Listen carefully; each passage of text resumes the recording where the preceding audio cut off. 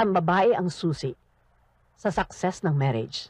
Ma, alam mo, ayoko nang isipin kung sino may kasalanan o bakit nangyari ito. Lalo lang gugulo eh. Matatapos ba yan o hindi? Hindi ko masasabi, ma'am. Baka humilik ang kompresor eh. Naku, hindi pwedeng hindi mo masabi at saka hindi pwedeng baka. Paano kakain ng mga customers ko rito kung tumatagaktak ang pawis? Pakitawagan mo yung office nyo, sabi mo magpadala dito ng service unit. Opo, Okay? O ano, okay na tayo mamaya ha? Bettina, sinabi ko naman sa'yo, pag-iisipan ko pa eh. May problema na rito, nasa ospital pa si Papa.